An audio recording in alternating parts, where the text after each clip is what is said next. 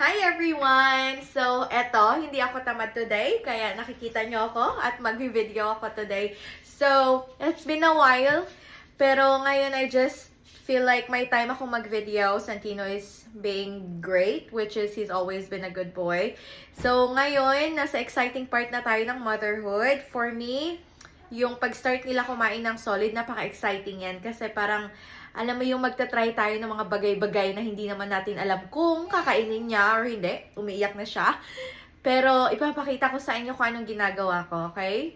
And everyone, like I said, he's being a great boy.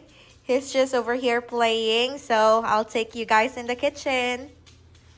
Andito na tayo sa kitchen at ito, pinapakuluan ko nga po ang bone marrow. So, wala to siyang seasoning, no seasoning added in this one.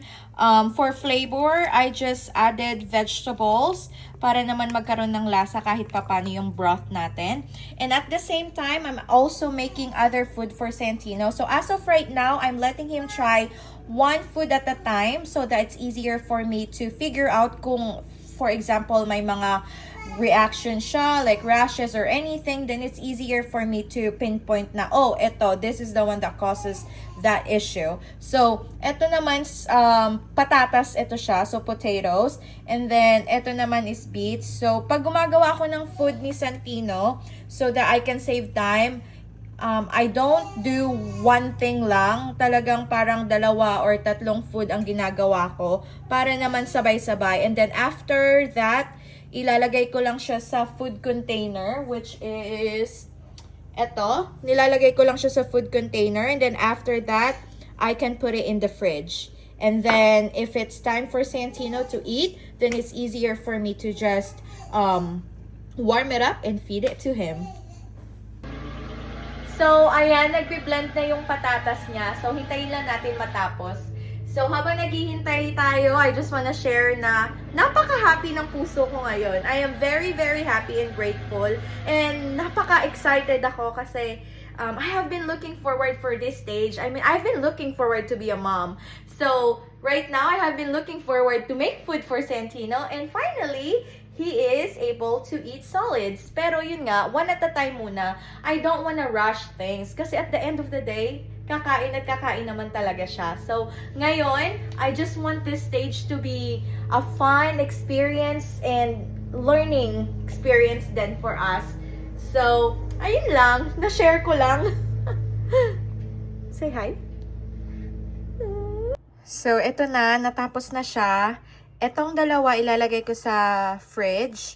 Tapos, ito naman, ilalagay ko siya sa freezer. Para once I can start mixing food for Santino, meron na akong naka-reserve for that.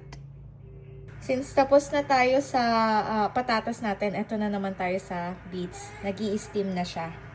So, we'll just wait. So, commercial break muna tayo sa ating kitchen habang hinihintay kong matapos. Andito kami sa labas. Ni Santino kasi maaraw. So, maganda ang panahon. Hindi ganong mainit. So, si Jordan naman nagmo-mow ng yard. And kami naman nandito lang sa labas. Pinapapati din yung mga dogs namin. So, ayun. Nandun si Jordan. Ayun siya. Nagmo-mow. Umuwi siya ng maaga para makapag-take care sa yard namin na sobrang taas na ng grass. Which is, makikita nyo naman yung difference ng grass na namow niya tsaka yung hindi pa namomow. Sinusumpong na ang isa. But finally, natapos ko na rin po ang food niya. So, hindi ko na pinakita ang process ng beets kasi the same lang po siya ng patatas. And then, yung nasa jar naman po is, yan po yung broth na ginawa natin from bone marrow at yung mga gulay. So, yun lang po. Maraming salamat. Until next time.